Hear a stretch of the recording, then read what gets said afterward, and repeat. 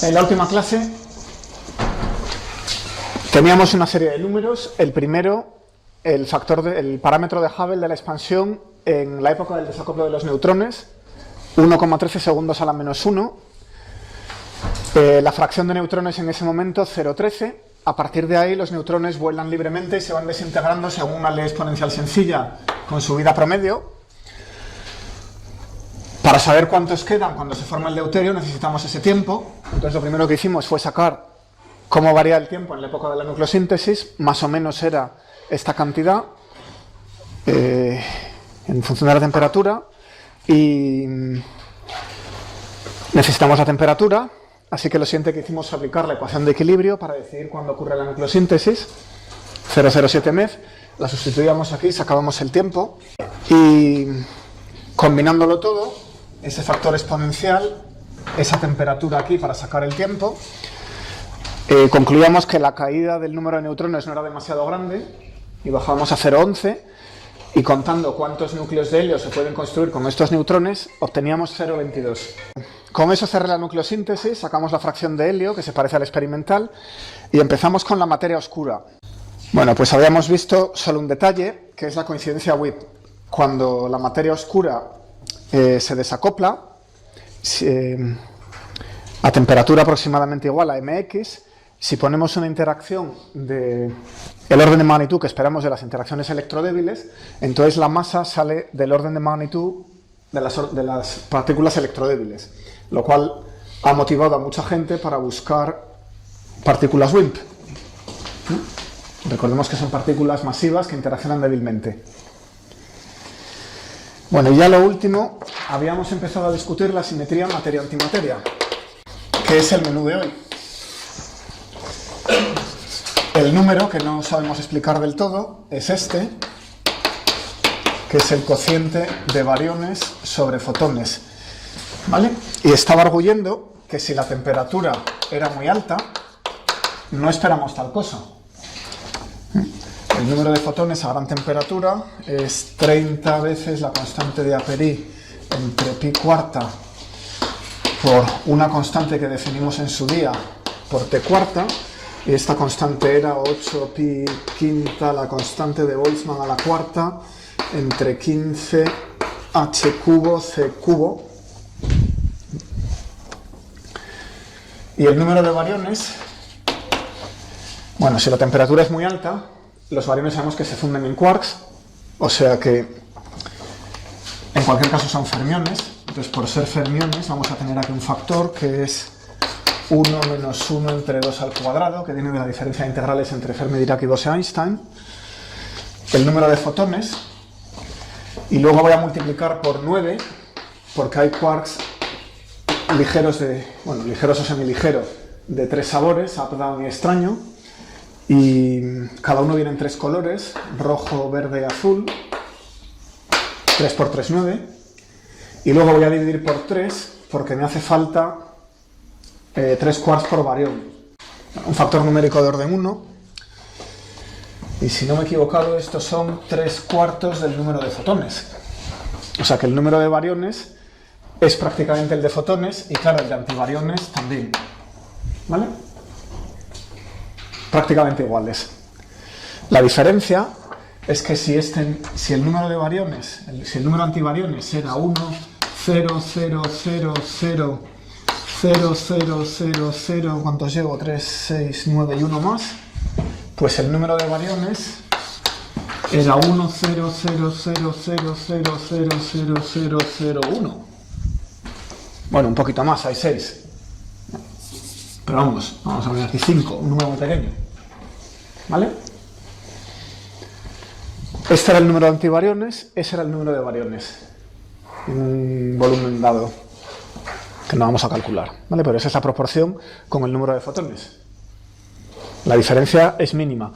Estos dos se aniquilaron, los quarks y los antiquarks se aniquilaron y dejaron un pequeño residuo en forma de quarks, que somos nosotros.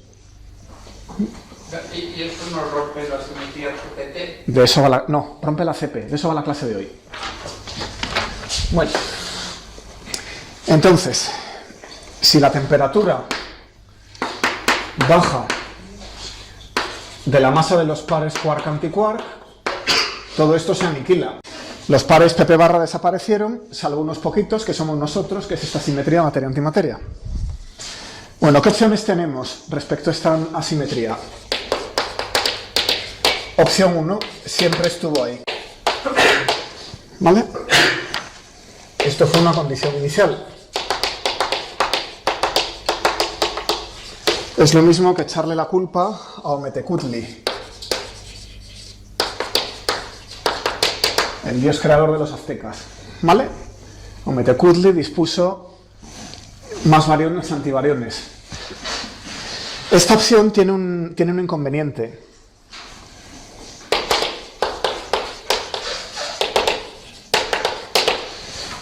Una de las mejores teorías, no comprobadas 100%, pero bastante fiable, ¿no? Es la hipótesis que se está persiguiendo, es que el universo tuvo inicialmente una fase de expansión muy rápida, de la que vamos a hablar el día que volvamos de esta pausa. Entonces, en esa fase de expansión, si aquí tengo un pequeño exceso de variones en un volumen dado y lo expando por un factor elevado a 270, la simetría queda barrida, ¿vale? Queda muy diluida. Esa dilución es demasiado grande. De hecho, una de las cosas por las que se inventó la inflación, de la que no voy a hablar, es porque en algo llamado teoría de la unificación había monopolos magnéticos, básicamente. Esos monopolos no se ven por aquí, no hay fuentes directas de los campos magnéticos. Entonces, una de las hipótesis que llevaron a la inflación es que los monopolos están muy diluidos, que la expansión el número los había barrido. El otro inconveniente que tiene es que si están ahí desde el principio no hay nada que discutir. A lo mejor es así. Es una condición inicial y no tenemos nada más que discutir. Opción 2. La reacción se salió del equilibrio. ¿Qué reacción? Por ejemplo, fotón-fotón, quark-antiquark. O electrón-positrón, quark-antiquark. Todas estas reacciones con el modelo estándar que permiten la aniquilación de pares quark-antiquark a leptones o a fotones, pues se salieron del equilibrio, ¿vale? Y entonces nos ha quedado un residuo de pares quark-antiquark. Claro, si estuvieran juntos se seguirían aniquilando. Por tanto, lo que ha debido pasar es que la expansión del universo las ha separado. Eso es algo que se puede investigar, ¿vale? Eso quiere decir que si aquí estamos hechos de quarks y de electrones, en otro sitio hay positrones y hay antiquarks. ¿Dónde es eso? Obviamente no es aquí, o veríamos fuegos artificiales, así que los vamos a echar a otra galaxia, ¿vale? Así que hipótesis número 2, por ahí en otro sitio hay galaxias hechas de antiquarks y de positrones, ¿vale? Así que en la UCM estamos aquí y miramos, y resulta que por ahí lejos hay una galaxia hecha de antiquarks. A ver si eso puede detectarse, ¿no? ¿Cómo lo veríamos? ¿Cómo se puede buscar esto? Bien, fijémonos en las reacciones de fusión. Las galaxias lucen por la fusión, ¿vale? Pero claro, la luz, el fotón es su propia antipartícula, ¿no? El fotón no lleva un número bariónico ni una carga conservada, ¿no? Con lo cual no podemos distinguir si el fotón ha sido emitido por un átomo o por un antiátomo, ¿vale? Necesitamos una partícula que no sea su propia antipartícula, con un poco de suerte. Bueno, entonces una posibilidad, eso es seguir los neutrinos. Las reacciones de fusión en esta galaxia serían 4 antiprotones para dar antihelio, más 2 electrones, más 2 antineutrinos, más radiación. Mientras que en nuestra galaxia, nuestro Sol, lo que está haciendo es convertir 4 protones en helio 4, más 2 positrones, más 2 neutrinos, más radiación. ¿Vale? Eso es lo que nos calienta. Bueno, pero los antineutrinos y los neutrinos son, si no son su propia antipartícula, son distinguibles. O sea que lo que habría que hacer es apuntar un detector de neutrinos y, claro, como los neutrinos interaccionan tan débilmente, se recogen muy pocos. Entonces a una galaxia muy lejana no hay manera de sacarle mucha información, se ven muy pocos. Especialmente neutrinos de esta pequeña energía de reacciones de fusión. Con lo cual, esto está... sí sabemos que las galaxias más cercanas están hechas de materia igual que la nuestra, pero de las muy lejanas en realidad no lo sabemos. En principio se podría hacer, en la práctica es muy difícil. El electrón y el positrón tienen el inconveniente de que se giran en los campos magnéticos, entonces al final no sabes dónde han aparecido. El neutrino viene más o menos en línea recta, pero el electrón y el positrón curvan su trayectoria, no apuntan a la fuente, ¿sí? ¿El antiprotón son electrón? ¿Qué relación hay entre antiprotón y electrón? Es la misma que entre protón y positrón. Claro. Uno es un leptón, el otro es un barión, ¿no? Y lo que vemos aquí es la carga eléctrica. Así como el protón tiene carga positiva, al lado derecho tiene que haber positrones para que lleven la carga positiva. Y ahí, como el antiprotón tiene carga negativa, allí llevan carga negativa electrones. Por ahí va la cosa. Bueno, otra posibilidad es buscar el borde. Aquí hay una zona hecha de materia y adyacente a ella hay una zona de antimateria. ¿Qué ocurre donde se tocan? Aniquilación.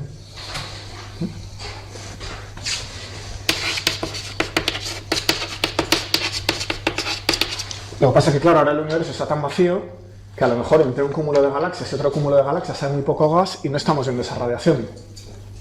Porque apenas hay materia antimateria aniquilándose. ¿Vale? Pero en el fondo cósmico de microondas se podría buscar. Porque estas dos regiones eran mucho más chiquititas y por tanto su frontera era mucho más densa.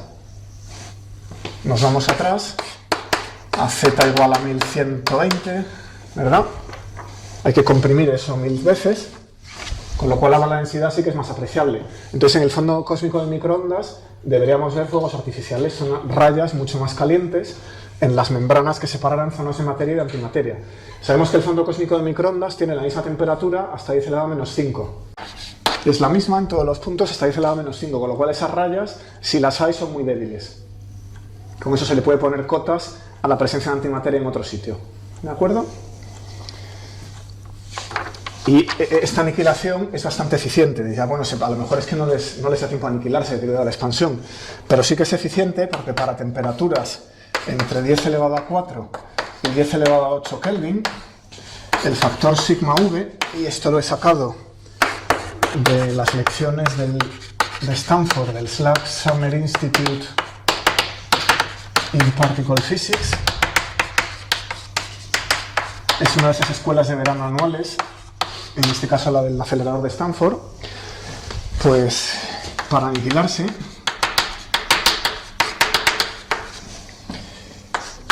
es 10 elevado a 10 por la raíz de la temperatura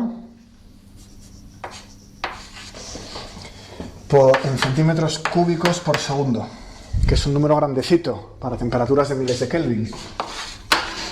¿Vale? No es un número pequeño, la aniquilación es eficiente. ¿Vale? Se puede hacer el cálculo con el factor de expansión y sacando de ahí el ritmo.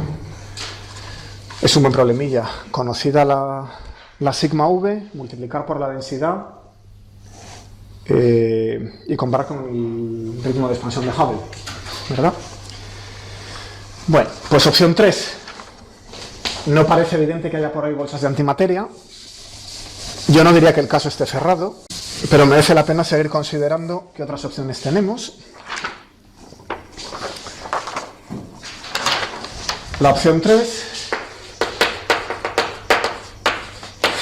es que no hay simetría materia-antimateria.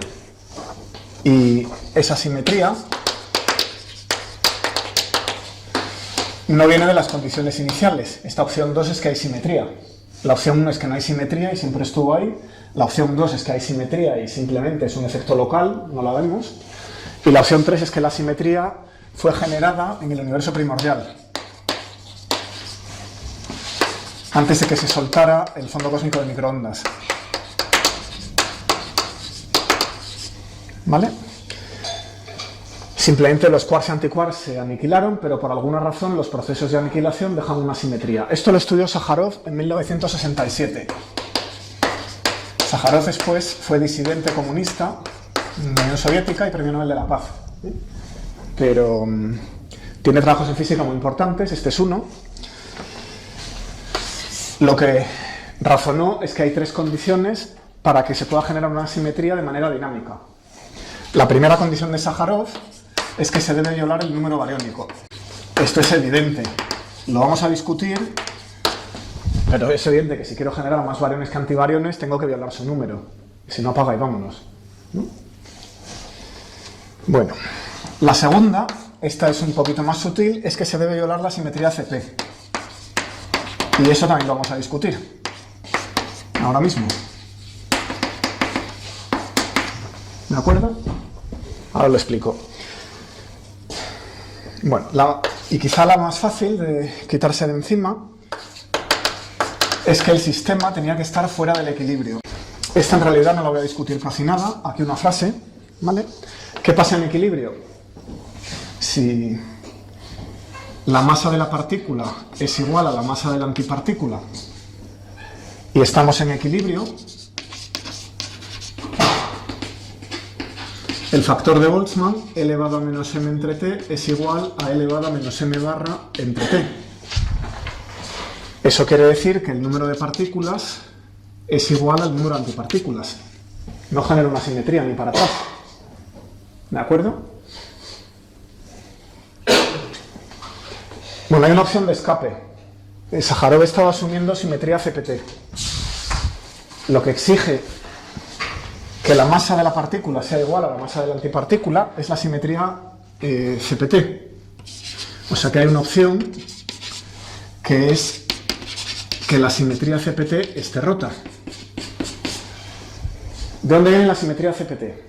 Esto es un teorema de teoría cuántica de campos que dice que si tenemos una invariancia Lorentz, una teoría cuántica de campos invariante Lorentz también es invariante CPT. O sea que hay que cargarse a la invariancia Lorentz. Una manera de hacerlo es introducir una especie de campo cósmico. Un campo vectorial o un eje que apunte en alguna dirección. Un vector privilegiado.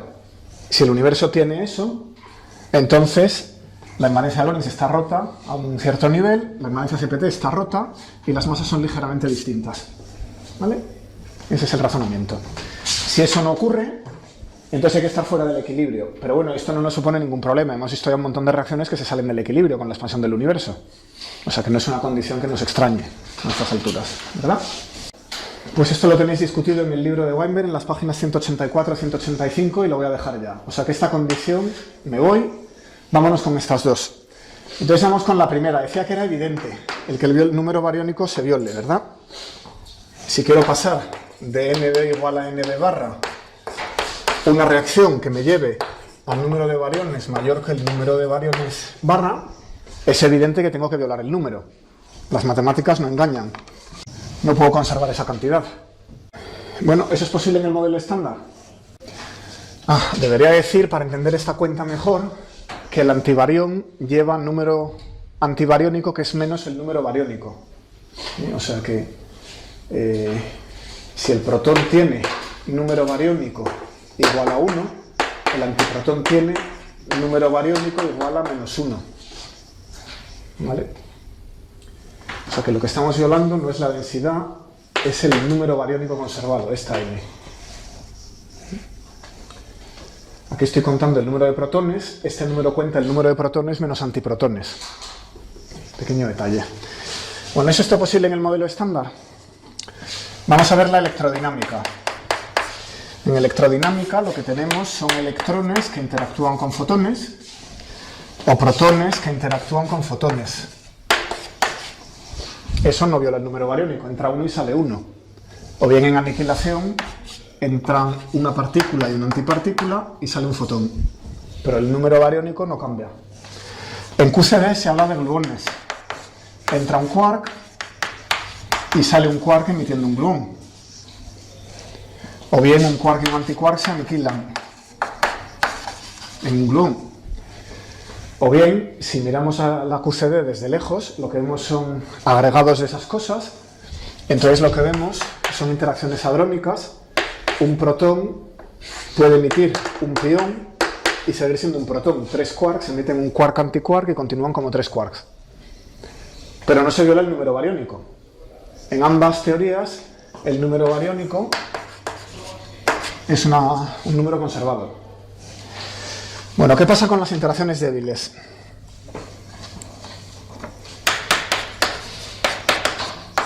Pues antes de zambullirnos mucho, vamos a observar que hasta hoy, 2019, no se ha publicado ningún caso de que un protón se desintegre. Un caso en el que el número bariónico se vea desbordado, se viole, no se conserve. Las cotas que se le ponen a la vida media del protón son mayor o iguales que 10 elevado a 34 segundos. ¿Qué quiere decir ese número? El número de Avogadro es 10 elevado a 23. ¿De dónde viene la diferencia? Pues de tener un tanque de agua tremendo y esperar años.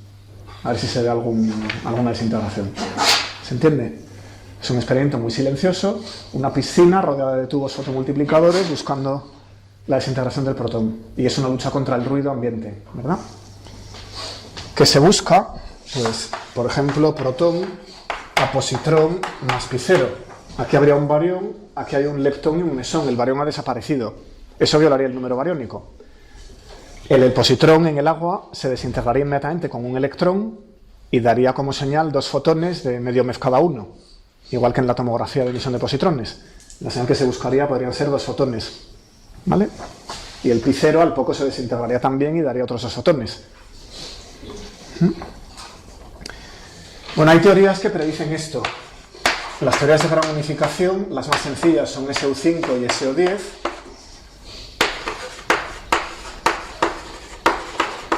Hoy, como es la última clase, es un poco una batallita, ¿eh? No hay cuentas como el otro día.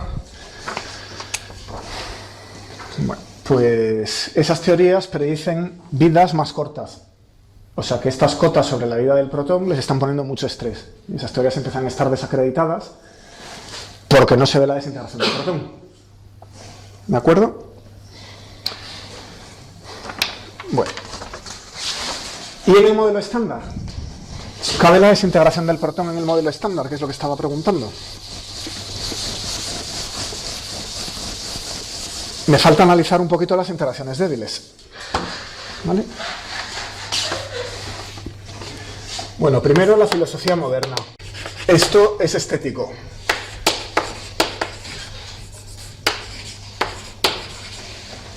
En el modelo estándar, lo que ha costado mucho es, en los 50 y 60, ha sido encontrar las simetrías sobre las que está construido, ¿vale? Entonces, estéticamente, esto es una preferencia, no es algo que podemos poner la mano en el fuego. Lo que se dice es que las cargas conservadas, vamos a poner a la idea de una conjetura, tienen que ver con las simetrías sobre las que hay invariancia Gauge. Son simetrías que se extienden a una invariancia Gauge. Entonces, el modelo estándar, vamos a escribirlo, es SU3 por SU2 a izquierdas por U1, ¿vale? Y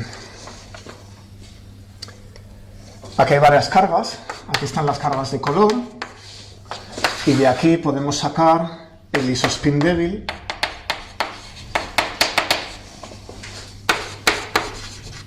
como esto es una teoría cuántica, no todos los generadores de ese grupo tienen una carga asociada, eso es en teoría de grupos, solo los que conmutan, ¿vale? Para poder observar algo tiene que conmutar con otra cosa que estemos viendo a la vez, ¿de acuerdo? De Heisenberg. Entonces, de las 8 cargas que podría sacar de aquí, solo salen 2. Y de aquí podría haber 3 cargas, solo podemos medir una, vamos a coger el isospin, y de aquí la hipercarga.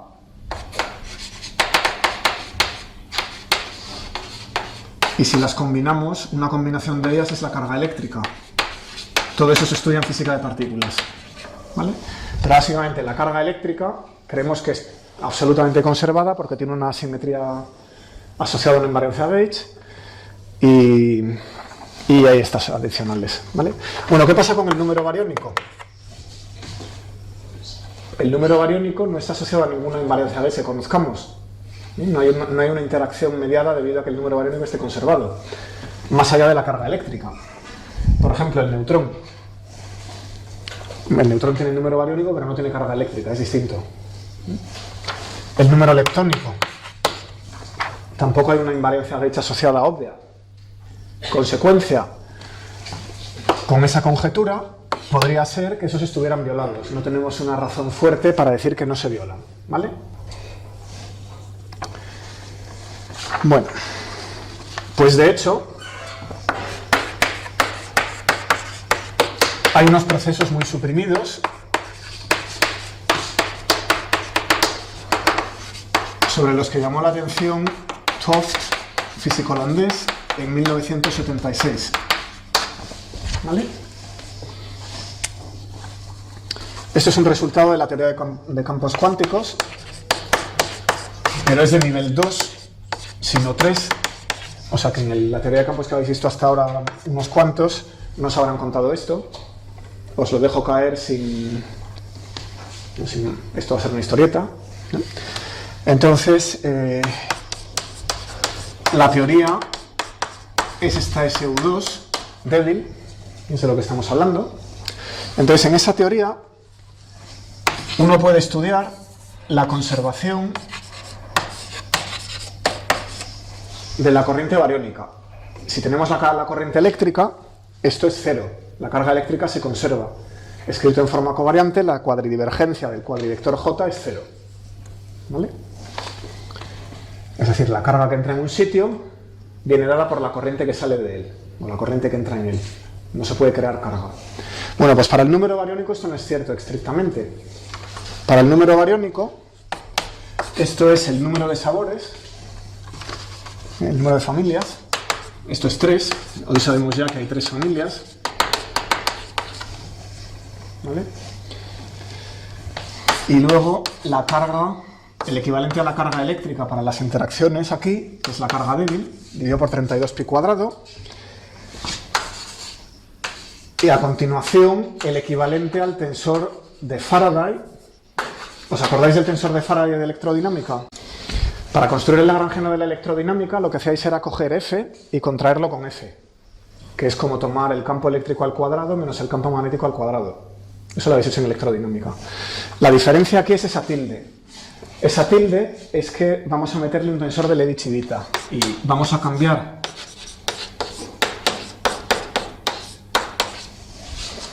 el tensor F, que agrupaba las derivadas del campo eléctrico, por esa construcción, con un símbolo antisimétrico. O sea que es una combinación lineal de la F, realmente, ¿no?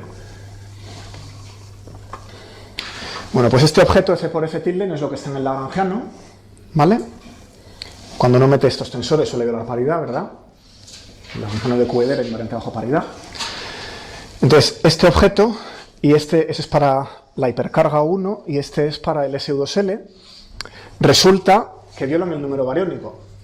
Eso es un resultado de la teoría de campos avanzadito. Hay que saber trabajar en teoría de perturbaciones a órdenes más altos, entender de anomalías, en fin. Hay una serie de requisitos que no puedo cubrir. ¿Vale? Bueno, por cierto, la de leptones es lo mismo. Esto es lo mismo para la corriente electrónica, o sea que ni uno se conserva ni el otro. Bueno, si estudiáis teoría de perturbaciones con las interacciones débiles, esto no lo veis. Y si hacéis teoría de perturbaciones, lo que ocurre es que un electrón pasa a ser un neutrino y emite un W-. Y eso no viola el número leptónico, entra uno y sale uno. O un quark S emite un W, que sería el menos, y se convierte en un quark U. Es como se desintegra el quark S. Entra un quark, sale un quark. Ahí no hay violación del número bariónico. ¿Dónde se produce? Pues son sucesos no perturbativos. Esto de aquí no se puede analizar en teoría de perturbaciones. Los diagramas de Feynman lo que están haciendo es, de manera rápida, escribir unas amplitudes en teoría de perturbaciones. Aquí lo que tendríamos sería un quark S. Bueno, se podría escribir como transición de vacío, operador de ordenamiento temporal, el campo del S, el campo del U, el campo del W, ¿no? O sea que es un elemento de matriz en teoría de perturbaciones. Bueno, pues esto no viene de ahí, ¿vale? ¿Cuánto me extiendo? Aparte, todo esto es una parte de teoría de campos no examinable, ¿eh? Para que entendáis un poco por qué el modelo estándar sí tiene violación del número bariónico. Bueno, entonces, hay un par de vueltas que darle. La primera es que estas cantidades, g cuadrado entre 32 pi cuadrado, w por w tilde, son una cuadridivergencia.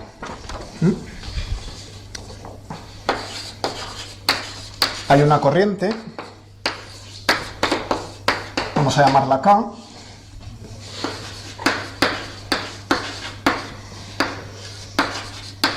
tal que esa cantidad es la cuadrivergencia de esa K. Y esta K es una función de las W, se puede escribir como W por derivada de W, etc. Y es dependiente del gauge.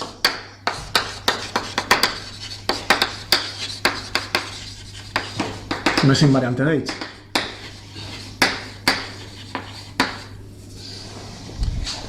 Bueno, más aún, siendo una cuadridivergencia es algo que solemos ignorar, ¿no? Lo que hacemos cuando tenemos una cuadridivergencia en la teoría es coger una integral, nos llevamos el recinto de integración a infinito y si el sistema está acotado, en infinito los campos son cero. Entonces, como los campos son cero, tiramos la integral, ¿verdad? Con lo cual esto debería dar cero. Al integrar debería dar cero. Bueno, lo que pasa es que interfiere la topología. Resulta que hay una carga que se llama número de Chern-Simons. Esto, si no lo habéis visto, se estará sonando un poco a chino, pero bueno, no está mal que suene. Hay una carga que resulta ser 1 entre 32 pi cuadrado por la integral de diferencial de x por esta traza, por ejemplo la del f de c tilde y una igual para el ww, que es un número entero. ¿Vale? Puede ser 0, 1, 2, 3. Y no se puede pasar de manera continua del 0 al 1. Hago la integral sobre infinito y encuentro 3. Con otra configuración de campos desconectada de esta, hago la integral sobre infinito y encuentro 2. Entonces, eso es un efecto topológico que entra debido a que la integral sobre la superficie que cogemos no se anula, ¿vale? Es el típico término de frontera que tiramos, no siempre se puede tirar, aquí no se puede. Bien, entonces lo que pasa es, ya estoy acabando esto, es que podemos decir que vivimos aquí, vivimos en un vacío con carga topológica cero. Eso en realidad no lo sabemos, ¿vale? Pero para ser específicos vamos a decir que tenemos cero. Pero hay otro vacío que es idéntico al nuestro, porque entre este y este solo media una transformación gauge. Y las transformaciones gauge sabemos que son transformaciones que no hacen nada, es no hacer nada. Los campos eléctricos y magnéticos son los mismos. Hemos cambiado los potenciales, y los potenciales, como sabemos, no intervienen, ¿no? Bueno, pues una transformación gauge de estos campos, la corriente he dicho que dependía del gauge, nos lleva al otro vacío, ¿vale? Entonces nosotros vivimos aquí. Cada uno de los alumnos en esta habitación es un cierto estado excitado de ese vacío. Somos excitaciones muy complicadas, pero somos excitaciones de ese vacío, ¿vale? Bueno, entonces para ir de una a otra haría falta una transformación gauge, ¿sí? Y claro, esta transición viola el número bariónico, que es de donde veníamos, eso es de lo que estábamos hablando. Ese es el mecanismo que hay en el modelo estándar para violar el número bariónico. Si pudiéramos saltar de uno de estos vacíos topológicos a otro, podríamos aumentar el número de bariones en 1. Bueno, pues este cálculo se lo hizo Toft en los años 70 y esto está suprimido por un factor elevado a menos 270, no sé qué número es, pero es tremendo. O sea que la probabilidad de que esto ocurra es 0. Hoy, ninguna posibilidad, ¿vale? Bueno, ¿y el universo primitivo? En el universo primitivo lo que pasa es que está caliente. En algún momento la temperatura pudo ser de orden 100 G. Entonces, si la temperatura es de orden 100 G, no hay que pasar a través de la barrera de potencial. Se puede pasar por encima. ¿Vale? O sea que en el universo primitivo, estos saltos entre estados distintos degenerados se pueden hacer sin problema. ¿Vale? Eso se llaman esfalerones. Eso es como un collado, o sea que hay un collado que hay que pasar, y ese paso se llama esfalerón, que está tomado del griego escurridizo, creo. Bueno, pues ese es el único mecanismo que conozco por el que el modelo estándar puede violar el número bariónico. No está protegido por una simetría gauge, o sea que mecanismos puede haber, pero son complicados, ¿vale? Y muy débiles. Bueno, ¿en este momento podemos estudiar esto? No, porque hoy la temperatura en una colisión de iones pesados, plomo-plomo, por ejemplo, que es donde se alcanzan temperaturas más altas, pues hemos visto temperaturas de orden 500 MeV. ¿Cómo? Igual que con el fondo cósmico, estudiando la distribución de cuerpo negro de los fotones que salen después de la colisión. Se coge la distribución de fotones, se ajusta a una temperatura de cuerpo negro y se sabe que es de orden 500 MeV. Así que estamos a un factor 20, ¿no? Muy lejos. Mayor. 100 G a 100 MeV sería 1000, no, eso es. Factor 20. 200, un factor 200. El LHC tiene 27 kilómetros. 27 por 200, le vamos a dar la vuelta a la Tierra pronto, como haya que estudiar esto en un colisionador, ¿verdad? O sea que esto no lo vamos a ver. Bueno, estos esfalerones nos pueden gastar dos jugadas. Vamos a poner dos observaciones. Una es que si empezamos con un número bariónico distinto de 0, lo pueden barrer a lo mejor. Nos pueden llevar a un sitio con número bariónico 0. Pueden generar una simetría, pero también pueden destruirla. Habría que estudiarlo. O sea que esto requiere estudios detallados que se han hecho por ahí. Y luego hay otra cosa que hacen, que podría ser útil, que es convertir número leptónico en número bariónico. Como las dos están violadas por igual, en realidad, en el universo primitivo no nos hace falta violar el número bariónico. Bastaría con violar el número leptónico, que se produzca un exceso de electrones y muones sobre positrones y antimuones, y taus sobre antitaus, y luego los esfalerones estos nos convertirían L en B, y aparecerían bariones. O sea que aquí esto es un problema, nos podría molestar, esto nos podría ayudar. Esto se llamaría leptogénesis, la bariogénesis por leptogénesis. Y hay tratados enteros ocupándose de este problema. Si podemos generar la simetría bariónica generando solamente una leptónica y ser más económicos. ¿De acuerdo? Bueno, esto en lo que respecta al número bariónico. Vamos con CP. ¿Qué es eso de la violación de CP? No digo que sea más fácil, pero déjame explicarte lo de CP y lo comentamos. Es simplemente por economía, bueno, hay dos cosas. Una es por economía, de en vez de violar el número bariónico y el leptónico, violar solo uno y convertir parte de esa violación en la violación del otro. ¿Vale? Y la otra razón tiene que ver con CP y la voy a explicar ahora mismo. Vamos a ver esto de CP. Bueno, primero que era la paridad, recordatorio de 15 segundos, ejes X y Z, esa es la zona hacia la que crecen X y Z, la paridad cambia R a menos R, con lo cual los tres ejes han quedado invertidos. Este es el más y el más. ¿Vale?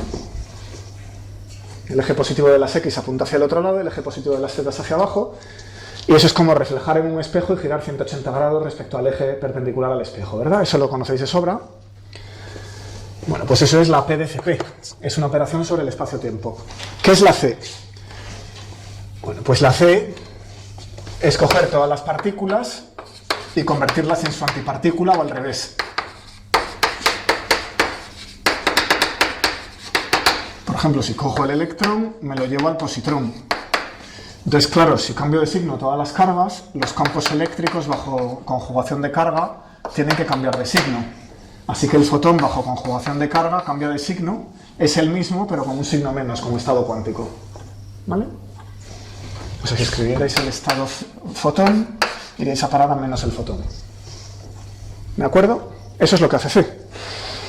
Bien, las interacciones electromagnéticas y las interacciones fuertes nucleares respetan ambas simetrías. No distinguen quarks y antiquarks, no distinguen electrones de positrones.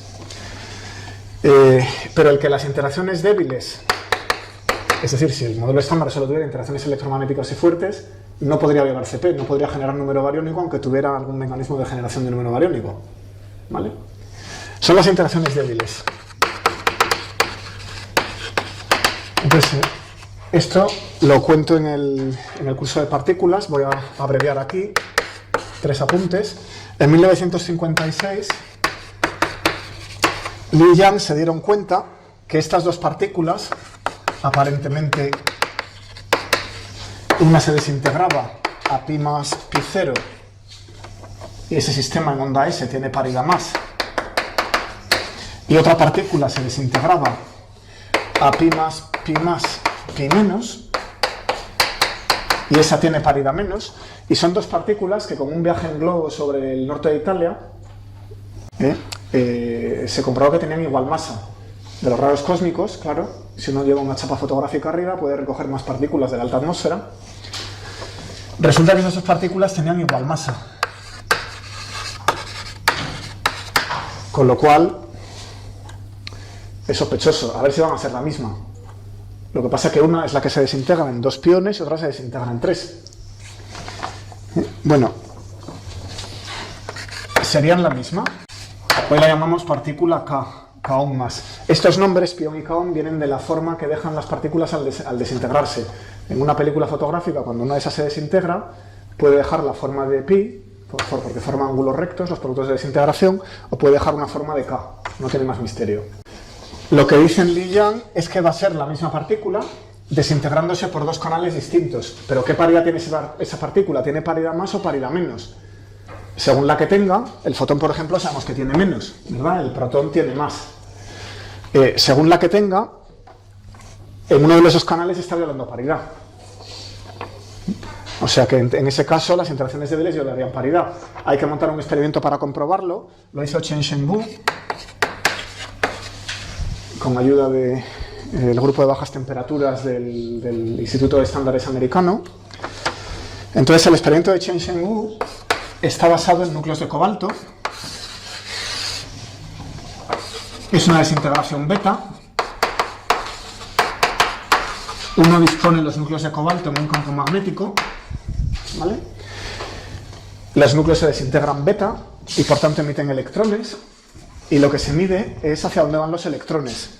Es muy sofisticado y resulta que hay una simetría. Hay más electrones que salen en la dirección contraria al campo magnético. Claro, el campo magnético lo que hace es alinear los espines del cobalto. Entonces en cada átomo hay un momento magnético, un spin, alineado siempre en la misma dirección. Si invierto el campo, puedo comprobar que esta simetría se invierte y que los electrones vuelven a salir en la dirección contraria al campo, con lo cual uno se quita errores sistemáticos, ¿vale? O sea que hay más electrones de la desintegración beta saliendo contra el campo que a favor del campo. Pero ¿qué pasa si le aplico a esto una operación de paridad? ¿Cómo es el mundo visto después de invertir todos los ejes? El campo magnético, recordáis, que es el rotacional del potencial vector. A cambia de signo y el nabla cambia de signo, es una derivada respecto a R. O sea que el campo magnético es invariante, es un vector axial, no cambia de signo bajo paridad, ¿vale? O sea que B es invariante. Entonces, como B es invariante, pero el momento de los electrones no, lo que vemos aquí es un momento. Resulta que aplicando paridad, esto es imposible. Esta observación de que salgan más electrones contra el campo que a favor del campo es imposible. ¿Se entiende? Porque la distribución de momentos no puede cambiar. Y al revés, la distribución de momentos se invierte y B no puede cambiar. ¿Cómo puede ser que la distribución de momentos se invierte si estamos viendo que salen más contra el campo? No es simétrico, la distribución de momentos no es simétrica. Y el experimento sí es simétrico bajo paridad, esto de las Bs y los spines. O sea que aquí hay una violación de paridad, ¿vale? Las interacciones débiles violan paridades, entonces se ha visto de 1000 maneras. Los siguientes experimentos muy interesantes de Goldhaber y compañía, no voy a detallarlos, si los queréis estudiar los tenéis en los vídeos de la asignatura de partículas, son la desintegración y europeo-samario, que podéis ver en el aula de informática, y de aquí se deduce que el neutrino a izquierdas, que el neutrino siempre se emite a izquierdas y por tanto viola paridad, porque nunca se ven neutrinos a derechas, ¿vale?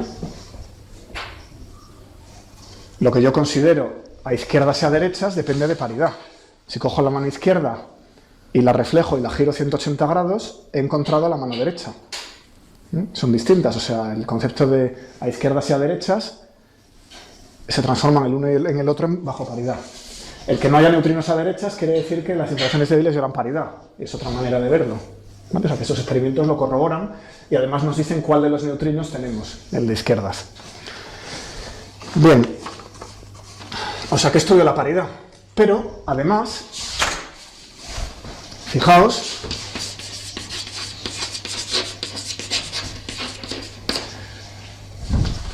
tenemos solamente antineutrinos a derechas y no hay antineutrinos a izquierdas, ¿vale? Y esto viola la conjugación de carga, porque si yo cojo un neutrino a izquierdas y lo conjugo, debería obtener un antineutrino a izquierdas, pero eso no lo ha visto nunca nadie. Ningún experimento de interacciones débiles ha visto un neutrino a izquierdas. Con lo cual, las interacciones débiles, además de violar la paridad, con igual intensidad violan la conjugación de carga. Bueno, pues viene Landau, los teóricos siempre los más listos, y dice, ajá, no hay problema, es que esto no es que haya una simetría partícula-antipartícula, es que esto de la conjugación de carga lo estábamos interpretando mal. La verdadera simetría partícula-antipartícula, cuando hay violaciones de paridad, es Cp.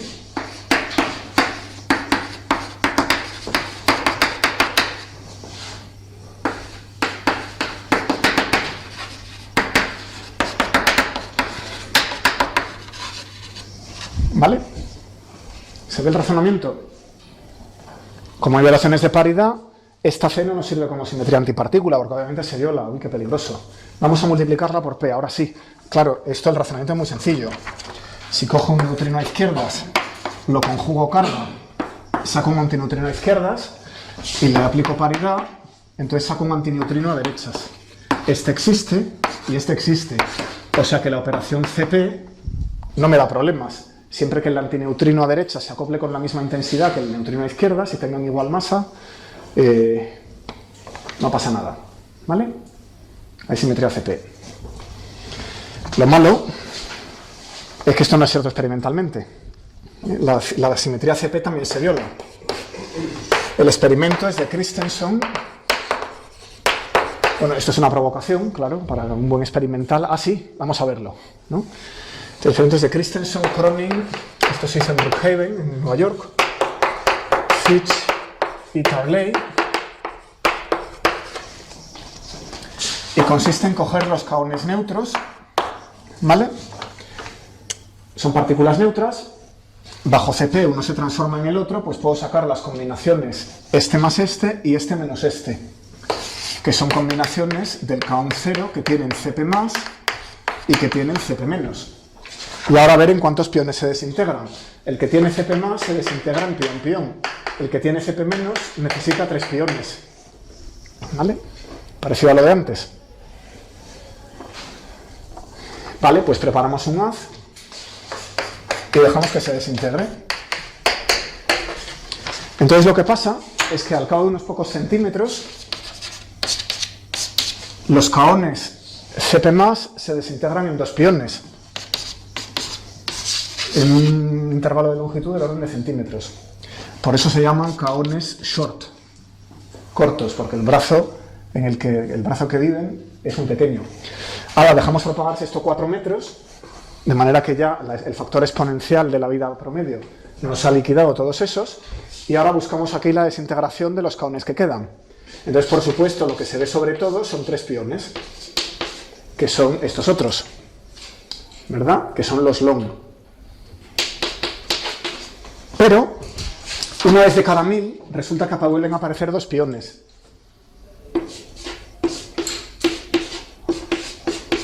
Con una probabilidad de ese orden. ¿De acuerdo? Eso es una violación de CP. Ha pasado tanto tiempo que el factor exponencial no me ha podido dejar 1 de cada 1000. Me ha dejado un factor suprimido muchísimo más. ¿Vale? O sea que esto no es posible. Se ha violado CP. ¿De acuerdo? Bueno, desde entonces, esto es en los años 60, desde entonces hemos tenido los experimentos Bavar y Bell, Bavar en Stanford y Bell en Tsukuba, en Japón, en el acelerador Keck, que han visto el mismo fenómeno, violación de CP, en las desintegraciones de los mesones B, que tienen un quark B.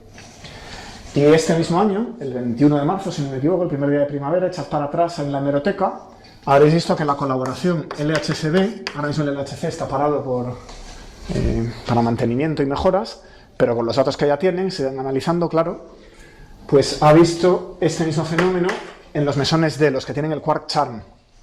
Aquí es mayor, es al nivel del 1%, aquí vuelve a ser más pequeño, es del orden del 1 por 1000. ¿Vale? Pero se viola CP y está en 3 sistemas distintos. ¿Vale? Bueno, en el modelo estándar, ¿cuál es el mecanismo? Pues el mecanismo es de segundo orden. Al revés, vamos a poner la caja.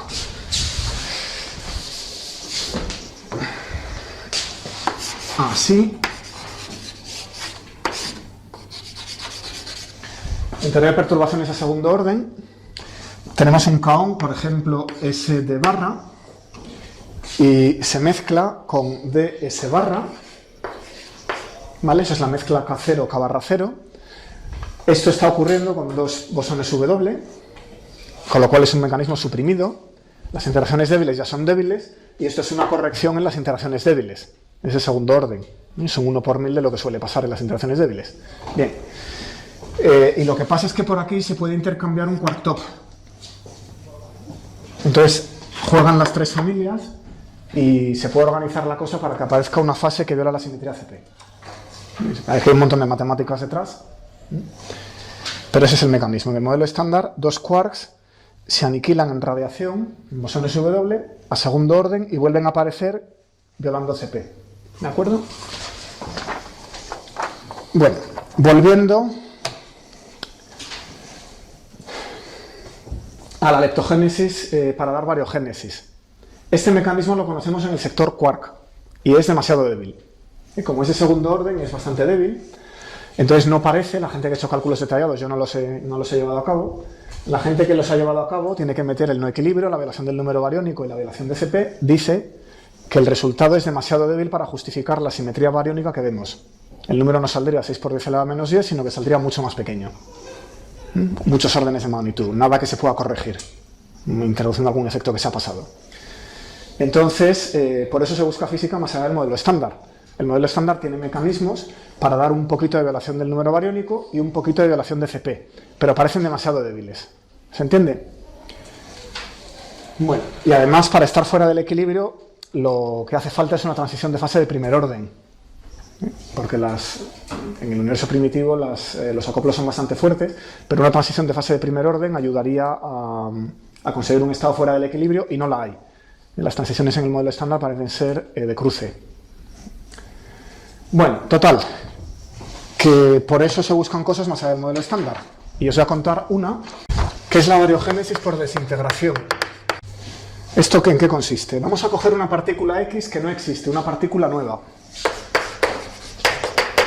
Distinta de lo del otro día. Uso la misma letra X porque no la conozco, no sabemos si existe tal cosa, pero es una partícula muy pesada que se desintegra por 2 canales. Eso está por descubrir. Probablemente sea una falsa pista, pero nos vale para ilustrar las 3 condiciones de Sájarov. Aquí vais a ver cómo las 3 condiciones de Sájarov hacen falta en un ejemplo concreto.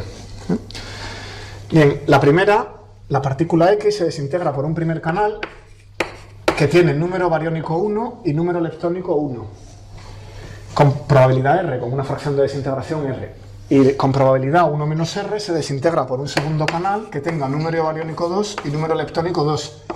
Y los números bariónicos son distintos. Es decir, es una partícula supuesta que se desintegra emitiendo o un protón o 2 protones. o a veces se desintegra emitiendo 2 partículas lambda extrañas, que son bariones, y luego 5 neutrones. Cada uno que se escriba el modelo que más le guste, pero lo que hace falta es que se viole el número bariónico. Porque claro, puedo empezar aquí, componer la partícula y desintegrarme allí. Y eso violaría el número bariónico. Luego esa es la primera condición de Sájarov. Esta desintegración viola el número de bariones, el que pueda desintegrarse con probabilidad no cero por las dos. ¿Vale? Su antipartícula, X barra. Bueno, pues X barra se desintegra con probabilidad R barra a menos el número bariónico menos el número leptónico del primer canal. Si este iba un protón, esta va un antiprotón. Y con probabilidad 1 menos R barra a menos B2 menos L2. ¿Vale? Bueno, ¿qué pasa si esta probabilidad R barra de que la partícula X barra se desintegre en un solo antiprotón es distinta de la R, la probabilidad de que la partícula X se desintegre en un protón? Si R es distinto de R barra, esto viola CP. ¿Vale? Está rompiendo la simetría partícula-antipartícula en una desintegración, eso viola CP, y entonces se cumple la segunda condición de Sájarov. ¿Se ven? Bueno, mientras las reacciones estén en equilibrio, X va a parar a B1L1, pero B1L1 va a parar a X. Con lo cual estoy yendo y viniendo, y no genero un número bariónico neto. X va a B1, X barra va a menos B1, menos B1 va a X barra, B1 va a X, el número de X es igual al número de X barra porque están en equilibrio, tienen igual masa.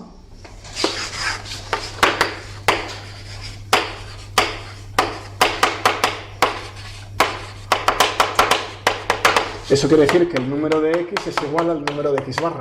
Y si empecé con un universo simétrico en el que había tantas X como tantas X barra, y sigo teniendo el mismo número, pues esto está yendo y viniendo, no genera número bariónico neto. ¿Vale?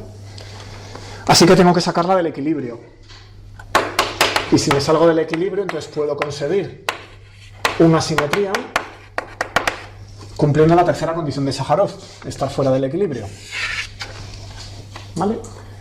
O sea que esta partícula que se desintegra y su antipartícula, cumpliendo las tres condiciones de Sájarov, sí me pueden generar un número bariónico neto distinto de cero. ¿Cuánto es? Es delta B, es RB1 más 1 menos RB2, que es lo que produzco al desintegrarse X, y luego le tengo que restar 1 menos R barra B2 menos R barra B1, que es lo que consigo al desintegrarse X barra, agrupo, y es R menos R, así, R menos R barra, por B1 menos B2. Consigo aumentar el número bariónico en proporción a la violación de CP y en proporción a la violación del número bariónico. Si no se violan los dos, ¿vale? No consigo generar asimetría. Bueno, un caso interesante que podéis mirar es qué pasa si X y X barra son su misma antipartícula. Os lo dejo como ejercicio. ¿Vale? Recalculáis esto suponiendo que X y X barra son la misma partícula que se desintegra por canales distintos. Bueno, pues vamos a buscar un poco qué masa debería tener esta partícula. Siguiendo el que se tiene que salir del equilibrio, cosa que ya sabemos tratar, vamos a ver qué masa debe tener tal partícula. ¿Dónde habría que buscarla? O sea, el que se tenga que cumplir las dos primeras condiciones nos dice cuánto número bariónico se puede generar, y la tercera condición nos va a indicar dónde está la masa de la partícula. Vamos a verlo. Entonces, ¿qué pasa primero si la temperatura es mucho mayor que esa masa supuesta? En ese caso tenemos una distribución de equilibrio. Hay energía de sobra para generar X y X barra. Estamos en equilibrio. Esto viola la tercera condición de Sájarov. Y siempre que las reacciones sean lo bastante eficientes, pero a una temperatura lo bastante alta, el factor sigma V que lleva la densidad lo será lo bastante eficiente. O sea que tenemos una distribución de equilibrio a una temperatura muy alta. Ahora se desacoplan de repente, baja T, se desacoplan, y claro, la distribución de equilibrio, si se desacopla a una temperatura muy alta, como recordáis, se congela. Simplemente la distribución de equilibrio se va dilatando con el espacio, es como si tuviera una temperatura más pequeña, lo que le pasa a los fotones, pero no deja de ser una distribución de equilibrio. O sea, se desacoplan, luego baja la temperatura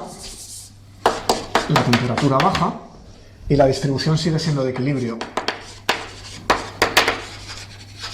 Esto ya lo hemos estudiado, es lo que le pasa a los fotones del fondo cósmico. Simplemente es de equilibrio a una temperatura menor. Bueno. Entonces, ¿qué pasa si el desacoplo ocurre a temperaturas mucho menores que el caso contrario? Si la masa es mucho mayor que la temperatura cuando llega el desacoplo. El problema es que entonces la distribución de equilibrio dice que el número de las X es prácticamente cero por el factor de Boltzmann, con lo cual no hay nada que desacoplar. Entonces, para generar una reliquia de partículas X, ¿no?, desacopladas que se desintegren y nos dejen esto, una simetría bariónica, nos hace falta que la temperatura de desacoplo sea parecida a la masa de la partícula. Ahí es donde nos vamos a agarrar. Así que para generar asimetría, el desacoplo tiene que ocurrir a una temperatura parecida a la masa de la partícula X, de manera que quede un resto, quede una reliquia. Bueno, pues a estimar esto. H del mismo orden que el ritmo de interacciones. Esa es la condición de desacoplo. Ritmo de interacciones es un tiempo a la -1 dimensionalmente proporcional a la mx. Y hay una constante, eso es típico, ¿vale? Y la h la conocemos en un universo dominado por radiación, es 1,66 raíz de g estrella, constante de Cavendish, temperatura al cuadrado. Eso es el parámetro de Hubble. De aquí despejo t, la g la convierto en el inverso de la masa de Planck al cuadrado y despejo t. Y obtengo que t tiene que ser del orden, bueno, t cuadrado, directamente t, tiene que ser del orden de la raíz de esa constante veces mx veces la masa de Planck entre 1,66 por la raíz de g estrella. ¿Vale? Bueno, y esta temperatura, eso es la condición de desacoplo. No he usado esta información. Entonces, lo que queremos ahora es que esto sea del orden, menor pero del orden, de la masa de la partícula. Para que nos queden algunas. Cuando se desacoplan, si no, no se desacopla nada. ¿Vale? Y de esta desigualdad puedo despejar la masa de la partícula, porque aquí sale la raíz, porque el universo se expandía como t cuadrado, ha habido que sacar una raíz, y aquí sale linealmente, así que se puede despejar. Y si lo hacéis, la masa tiene que ser mayor del orden alfa x por la masa de Planck dividido por 1,66 raíz de g estrella. ¿Vale? Bueno, g estrella, ¿qué puede ser? De orden 100, ¿cuántas partículas hay en el universo primitivo? Quarks, gluones, fotones, las contamos todas, añadimos alguna que se nos haya escapado, de orden 100. ¿Vale? Da igual, como está dentro de una raíz, entre 100 y 121, es que se me escapa una muy importante, esto solo baja de 10 a 11. O sea que no es grave. Y alfa x, claro, si aquí ponemos un número arbitrario, aquí obtenemos una masa arbitraria. Entonces, además de tener una partícula nueva con una fuerza, además de tener una partícula nueva con su masa, tendríamos una fuerza nueva que no conocemos. Bueno, vamos a intentar reciclar las que conocemos. A altas energías, hemos dicho que las interacciones que conocemos tienen unas constantes de acoplo de orden 0,1, una centésima, ¿no? 0,01, sería típico de la interacción electrodébil, ¿vale? Y como las interacciones van convergiendo, las constantes de acoplo a altas energías, las demás son parecidas. La fuerte y la de hipercarga son parecidas, o sea que un número de ese orden, 0,01. Bueno, lo metéis aquí y sacáis la masa. Pero claro, está la masa de Planck, que es un número enorme. Con lo cual aquí sale un número de orden 10 elevado a 16 gigaelectronvoltios. ¿Vale? Sale un número tremendo. Esa escala está muy lejos de cualquier escala de aceleradores hoy en día. Eso es la escala de gran unificación. Si habéis oído hablar de las teorías de gran unificación, las he mencionado antes. Esa es la escala típica. O sea que en las teorías de gran unificación una de las cosas que se pueden hacer es generar la simetría barión-antivarión. Bueno, pues vamos a ver si efectivamente puede salir eta sub b. Podemos sacar de aquí la simetría barión-antivarión. Vamos a poner x cerca del equilibrio.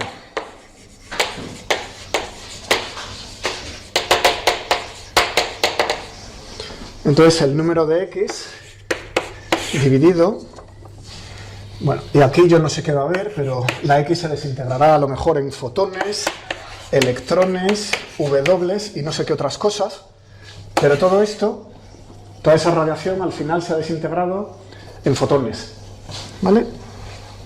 Todos estos grados de libertad, electrones, positrones se han aniquilado, los w se han desintegrado, etcétera, van a parar más o menos a los fotones, salvo un factor 2 y entonces también contamos los neutrinos. ¿Vale? Así que todo esto es del orden de 1 entre G estrella. Aquí hay un grado de libertad y aquí hay G estrella. Porque vamos a parar a fotones, electrones, neutrinos, ¿no? Pues la G estrella de la que hemos estado hablando, el contaje de las partículas que hay. Y aquí hay 1, de momento. Si hubiera 100 de estas partículas, es una hipótesis menos económica. Si hubiera 100 especies, ¿vale? Bueno, pues esto es del orden de nx entre el número de fotones hoy. Así que eta x, que es el número de x entre el número de fotones, viene a ser 1 entre el número de grados de libertad. O sea que eso no es una locura, es algo que no conocemos, así que hay que hacer una suposición. Esa es la suposición que es menos estúpida, ¿vale? El cociente de x sobre fotones, bueno, hoy las x se habrían desintegrado ya, pero en el universo primitivo, antes de que tuvieran tiempo de desintegrarse, las que habría sería 1 entre el número de grados de libertad. ¿Vale? Bueno, ¿qué vale la simetría bariónica? Buscamos eta b, eso es eta x. Entonces, eta b viene de cuántos bariones genero por cada x que genere. Y esto sería R menos R barra, la violación de CP, B1 menos B2, la violación del número bariónico, y 1 entre G estrella. ¿Vale? O sea que este número 6 por 10 elevado a menos 10 tiene que venir de 1 entre el número de grados de libertad, ya tenemos los órdenes de magnitud, 100. Esto dependerá del modelo, de cómo se desintegran las X, pero un modelo sencillo será de orden 1, pues hay un canal con un protón y un canal con 2 protones, que será un número de orden 1. Entonces a estos modelos de desintegración de X les basta con una violación del CP muy pequeña, lo cual no es implausible, ¿no? O sea que no hay nada raro. No podemos predecirlo, porque no sabemos qué rayos es esa X, pero esto debe ser muy pequeño. O sea que no es disparatado, ¿vale? Bueno, este modelo solo tiene un mérito, que es el más sencillo. Es lo que se puede explicar en 2 pizarras. Pero hay media docena de modelos que funcionan del universo primitivo de distintas maneras, de distintos tipos de variogénesis, para generar la simetría bariónica. Bueno, pues con esto cierra la simetría materia-antimateria y me queda tiempo de hacer un problemilla.